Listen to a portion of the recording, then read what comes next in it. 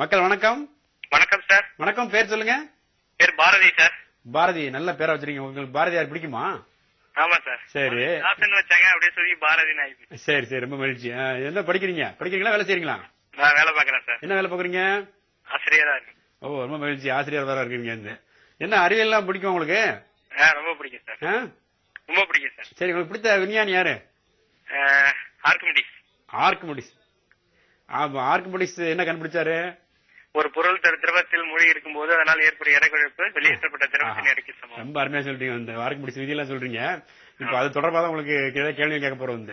கேளுங்க சார். கொதித்தலுக்கும் ஆவியாதலுக்கும் இடையே உள்ள வேறுபாடுகள் யாவை? ஒரு ரெண்டு மூணு சொல்லுங்க. நிறைய இருக்கு. புரியுதா உங்களுக்கு கேள்வி? பாயிலிங் அண்ட் எவாபரேஷன், கொதித்தல், ஆவியாதல், வேறுபாடுகள் என்ன?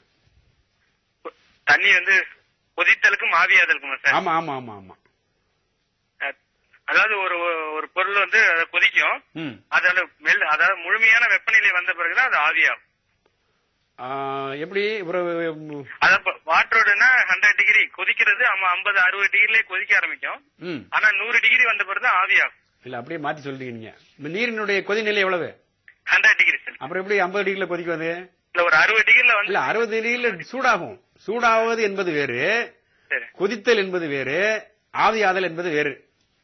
இப்ப அதனாலதான் இந்த கேள்வி கேட்கறோம். வீட்டுல முதல்ல அடுப்பு பத்த வச்சு தண்ணி சூடாது சோறு பொங்கும் போது தரப்புற கொதிக்கு பாத்தீங்களா, அதுதான் கொதிநிலை. அந்த கொதிநிலைக்கும் அதுல இருந்து ஆவி பறக்கும் வெளியே வரும். அந்த ஆவியாதலுக்கும் என்ன வேறுபாடுன்னு கேட்கறோம். அதுக்கப்புறம் உள்ள வெப்பநிலை அது அதிகமா போகல, அது ஆவியாயிடும். அதுக்கு மேல வெப்பநிலை, அதோட பொருளோட வெப்பநிலை அவ்வளவுதான். அப்படி இல்ல அந்த மாதிரி இல்ல. இப்ப ஒரு தண்ணி, ஒரு டம்ளர்ல தண்ணி வைக்கிறோம். சரிங்க. அது ஒரு 2 நாள் கழிச்சு பாருங்க, தண்ணி இருக்காது. ஒரு கொஞ்சம் வச்சிருந்து தண்ணி வச்சா என்ன ஆச்சு? அது உள்ள சுற்றுச்சூழல் வளிமண்டல வெப்பத்தினால ஆவியாயிடும். அப்ப எப்படி அது? அப்ப ஆவியாதலுக்கும் கொதித்தலுக்கும் என்ன வேறுபாடு? புரியுங்களா? சூடுபடுத்தாமலேயே ஆவியாகுதா? ஆமா. ஆனா கொதித்தல்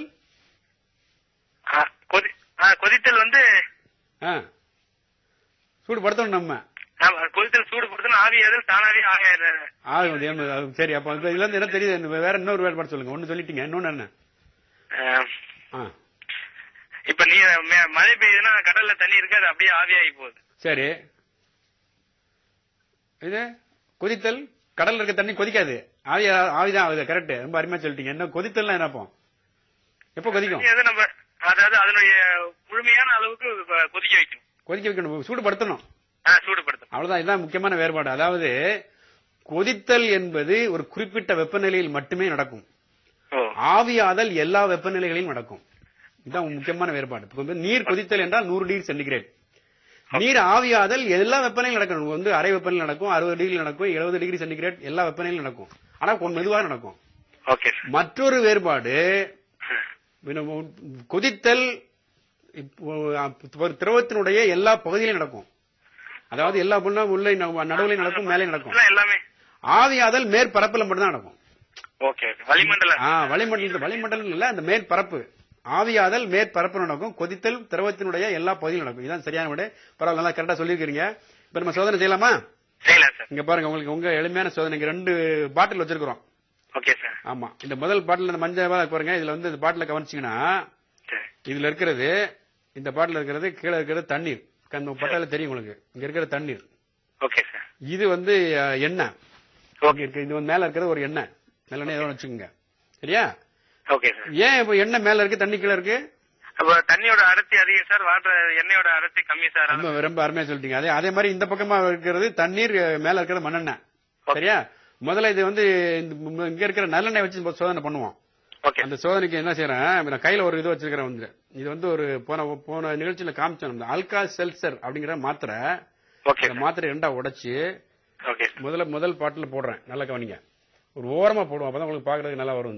இந்த பாருங்களேன், இந்த ஓரமா பார்த்தாச்சு விட்டுட்டீங்கன்னா, ஆஹா என்ன நடக்குன்னு பாருங்க. ஆஹா, அருமை, அட்டகாசம். அங்க உள்ள போட்ட உடனே மேல குமிழ்கள் போய் திரும்ப கீழே வருது. இதுதான் நீர் ஊற்று. அந்த கார்டீசியன் ஃபவுண்டன் சொல்லுவாங்க பாருங்க, அது மாதிரி அந்த நீர் ஊற்றுகள் அப்படியே மேல மேல திரும்ப கவுந்து உள்ளே போகுதா? ரொம்ப அருமையா இருக்கு. தெரியுதா உங்களுக்கு? தெரியுது. இப்ப நான் கேக்குற கேள்வி, இதற்கான காரணம் என்ன? அது அதாவது இந்த மாத்திரையில எல்லா விஷயம் இருக்கு. இப்ப வந்து மாத்திரையே போட்ட உடனே நீங்க முதல்ல கவனிச்சீங்கன்னா இந்த எண்ணெயில போகும்போது அது என்ன ஒண்ணும் ஆகல. அப்ப எண்ணெயில வந்து அந்த மாத்திரை எந்த விதமான வேதி வினையும் நடைபெறவில்லை. ஆமா சார். ஆனால் தண்ணீர்ல போன உடனே அது வந்து குமிழ் குமிழா வர குபுகுபுன்னு வர ஆரம்பிச்சிருச்சு. அந்த வெளியே வந்த குமிழ்கள் என்ன குமிழ்கள்? அது மாத்திரை பேர் மாத்திரை பேர் வந்து இது வந்து ஆல்கா செல்சர். நமக்கு வந்து உடல்ல அஜீரண கோளாறு, உப்புசமா இருக்கு, இது வந்து ஜீரணமா இல்ல அப்படின்னா இதை சாப்பிடலாம்.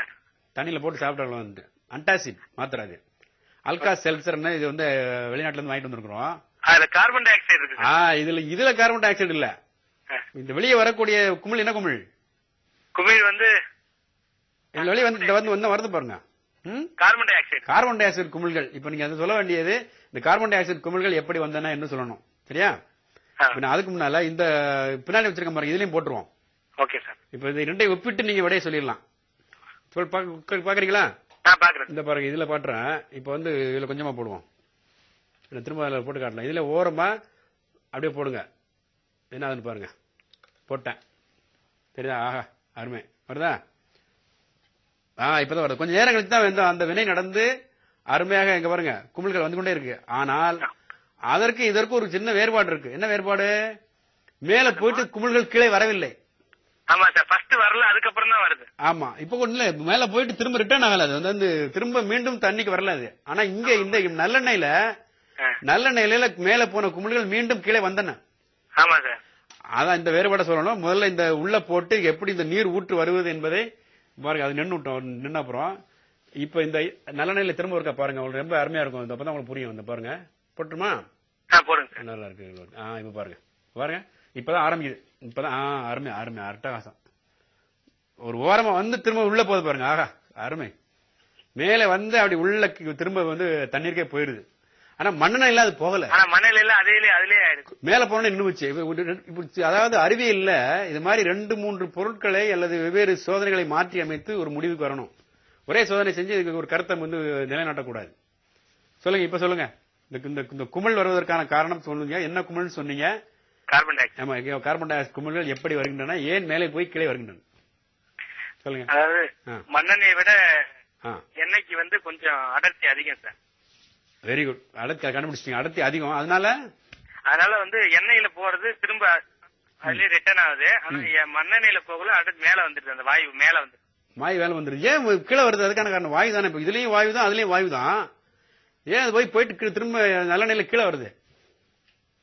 அந்த வளிமண்டல அழுத்தம் மேல இருந்து. இல்ல, வளிமண்டல அழுத்தம் ரெண்டுக்கும் ஒண்ணுதான். அது ரெண்டு திறந்துதான் இருக்கு. இங்க பாருங்க, 2 வாயு திறந்துதான் இருக்கு. அதுக்கு இதுக்கு சம்பந்தம் இல்ல.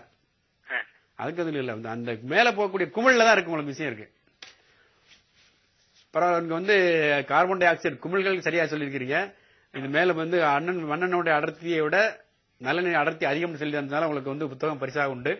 நான் கொஞ்சம் விளக்கமா சொல்றேன் பாருங்க. அதாவது இந்த குமிழ்கள் இங்கே தோன்றிய நீரிலே அந்த மாத்திரையை போட்டவுடன் அந்த மாத்திரையில் இருப்பது சிட்ரிக் அமிலம், அடுத்தது சோடியம் பைகார்பனேட். இது ரெண்டும், சோடியம் பைகார்பனேட் வந்து 2000 மில்லிகிராம், சிட்ரிக் அமிலம் 1000 மில்லிகிராம், அதாவது 1 கிராம்.